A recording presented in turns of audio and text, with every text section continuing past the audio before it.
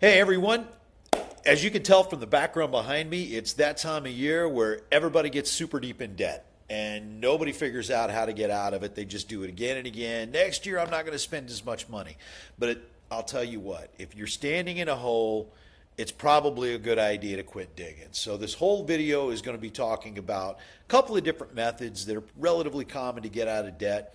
I was a banker for many, many years and worked with hundreds of people who ask the same question: how do I get out of debt? So, I'm going to teach you two different methods that you may not know about in order to be very disciplined at getting out of debt. And then obviously, since this is a lending channel, we're going to talk about using home equity loans or lines of credit to be able to restructure debt or consolidate to be able to get out of it. So without further ado, let's talk about the first method, which is called the snowball.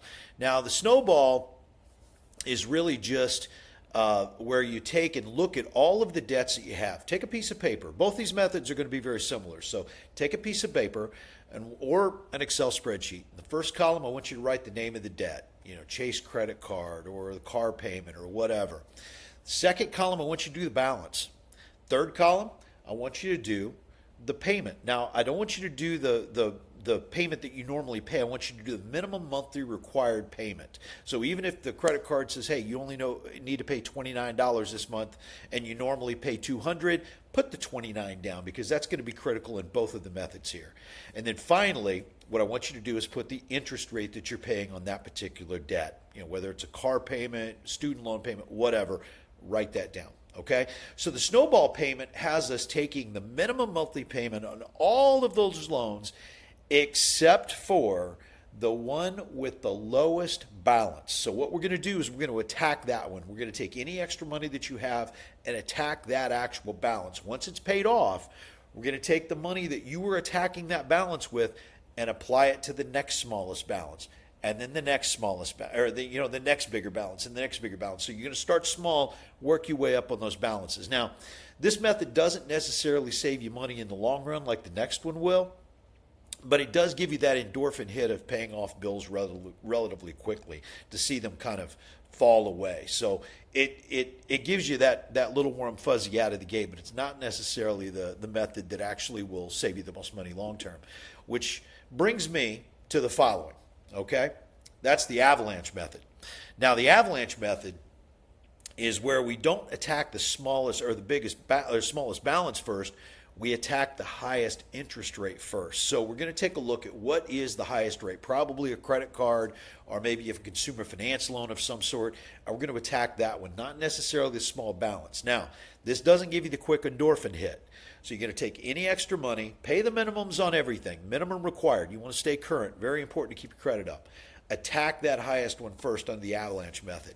Now, that's going to kill that one off, and then as soon as you've killed that one off, then you're going to take whatever money that you were applying towards the first debt that you just paid off and apply that plus whatever you were paying as a minimum monthly payment on the second highest interest rate, and then the third, and then the fourth, until you've paid off all your debt. Now, the reason we do this actually will save you the most money in the long run because it's reducing the interest more quickly versus the snowball method. But it does take a little longer to get that endorphin hit for the first payoff. But in the long run, you'll pay it off quicker and you'll save a lot more money. So how does this apply to lending? Well, it's one way that sometimes us lenders who, like I said, I've done this 35 years and my whole job is to put people into debt, but in reality, it's to help them restructure debt and find smart ways to do it. So a couple ways that we can do this with a debt consolidation loan. If you've read the news at all, you've noticed that home equity is an all-time high right now. So as you might have bought your home a few years ago and you've watched the value of it appreciate, you might have built some home equity into it. Now, those loans can be relatively low. They're usually based on prime, which, depending upon when you're watching this video, could probably be anywhere from, say, 6.5% to, say, 7.5%, somewhere in there, depending upon when you watch this video. Might even be a little lower. We'll see if they continue to lower rates even further than that. But usually those are based on prime, maybe prime or maybe prime plus 1 or 2, somewhere in that neighborhood. So you're probably talking in anywhere from maybe 7 to 8, maybe even 9% on the consolidation loan. But that's a heck of a lot better than paying 29% on a credit card or even more. So if you take some of those larger interest rates and you put them all together into a consolidation loan using your home's equity as collateral, and you don't have to impact your first mortgage at all. Let's say you have one of those low first mortgages that you got back in early 2001 that's maybe 3% or even less.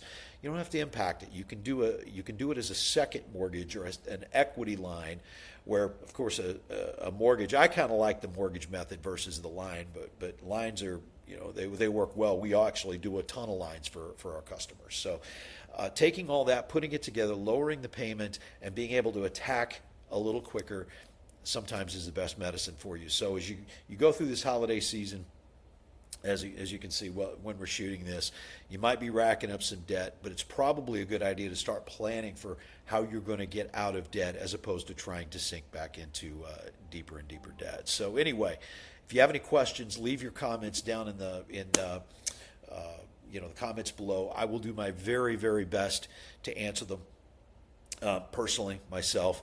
But here's the key, though. You want to make sure that you're disciplined. If you get yourself out of debt, don't go back in. And this is a big thing that I saw when I was in banking, is that we get somebody out of debt, they'd work really hard, they get out of debt, and then they go out and buy something, or go buy a boat and run up the credit cards again, and they're right back. Not only they're right back in the same spot, but they might have taken out a consolidation loan. They got that payment too. So discipline is required, not only to get out of debt, but to stay out of debt. So anyway, this is Doug Smith, the Mad Lender. Thanks so much for watching. Watch some of our other videos, and if you have a good video idea, reach out to me, let me know. Love to shoot it.